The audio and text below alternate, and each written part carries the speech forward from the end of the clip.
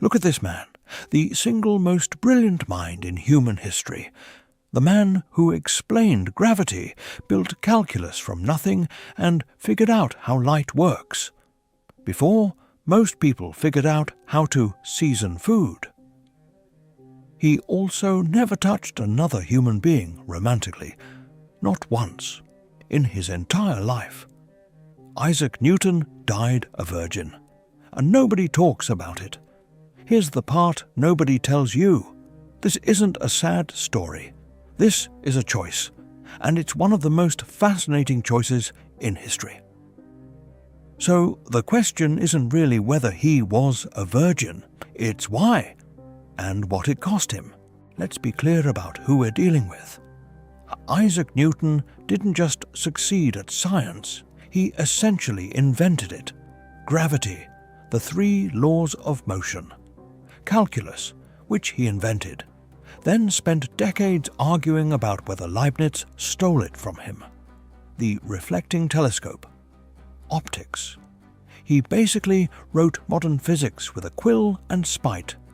He published the Principia Mathematica, arguably the most important science book ever written, almost entirely on his own, in a burst of obsessive work that he described himself as the most focused period of his life.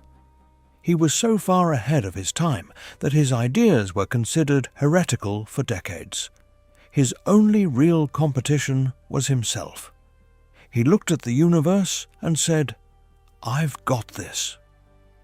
And yet, he couldn't figure out the one thing every average person figures out by age 20: how to go on a date. Think about that. He outthought the universe and lost to small talk. So why? The easy answer is, he was too busy. A man of science, consumed by his work, no time for anything else. A genius who simply outgrew the need for other people. That's the story we tell ourselves. Here's the detail almost nobody talks about.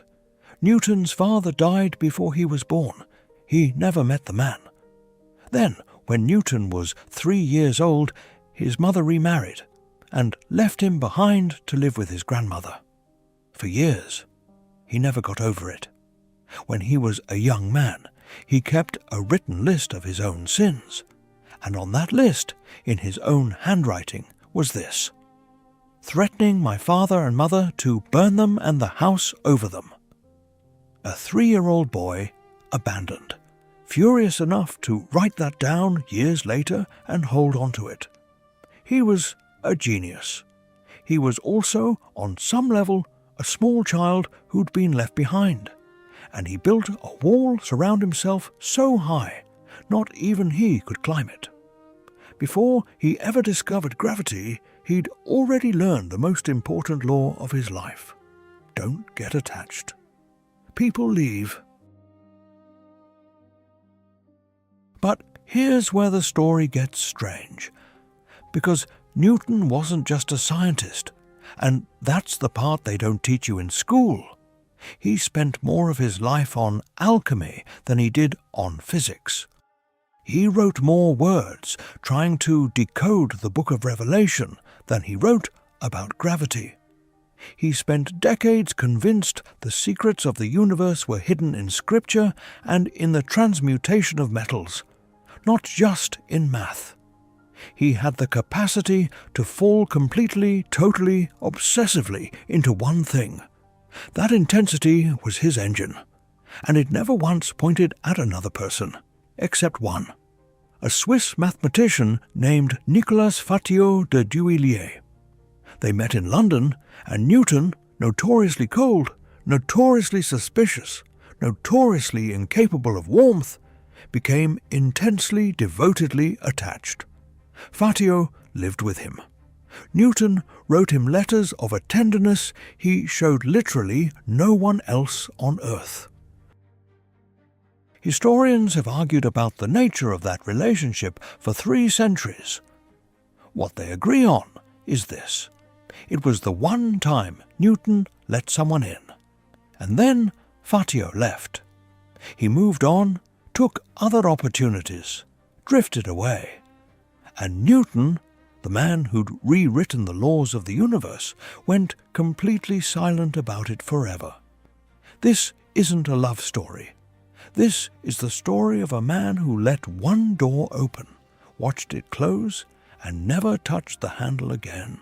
Now, here's where Newton's genius and his total social failure collide in a way that's almost too perfect to be real. In 1689, Newton was elected to Parliament, the most powerful legislative body on earth. His constituents sent him to represent them in the highest court in the land. This was a man who could deliver a mathematical proof that would change the world. Surely, in the chamber where history was being made, he had something to say.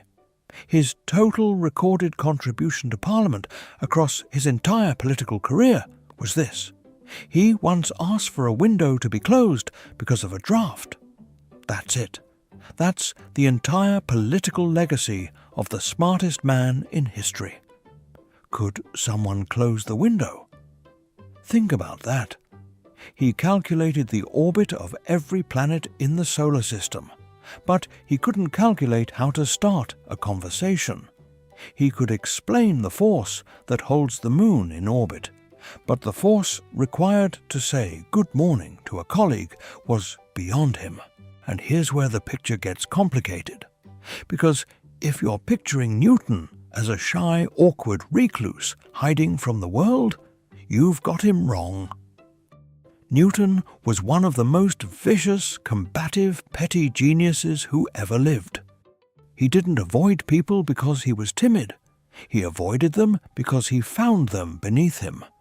Robert Hooke, one of the great scientists of the age, dared to critique Newton's work on light. Newton's response was to refuse to publish his optics research until Hooke was dead, and to systematically dismantle Hooke's reputation. When the Royal Society, where Hooke had been curator, lost his portrait after Newton became president, no one ever found it. Hooke's only known portrait simply vanished on Newton's watch. Convenient. Then there was Leibniz. Newton believed Leibniz stole calculus from him. This wasn't a quiet grudge. It was a decades-long international war fought through proxies, anonymous pamphlets, and the Royal Society itself. Newton wrote much of the official investigation into his own case, under a thin disguise. This is not a man who was shy. This is a man who believed he was the only person on earth worth talking to. Loneliness wasn't his tragedy. It was his standard. So now we have the real question. Was he sad? Or was this a fair trade? Think about what Newton got for his isolation. He got to think, uninterrupted for decades, at a level no one else could match. He didn't spend his evenings at dinners or his weekends at weddings. He spent them inside his own head. And that head produced the laws of modern physics. He lived into his 80s.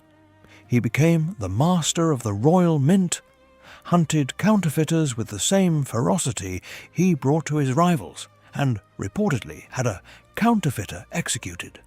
He died wealthy, honored, and, by every account we have, completely at peace with how he'd lived. The trade was real. He gave up connection. In exchange, he got the universe. But here's the detail nobody talks about. He also kept his sins list. He held on to that childhood wound his entire life. He outgrew almost everything. But he never outgrew the 3-year-old who was left behind. Genius is not free. It's a transaction. And Newton signed the contract with both eyes open.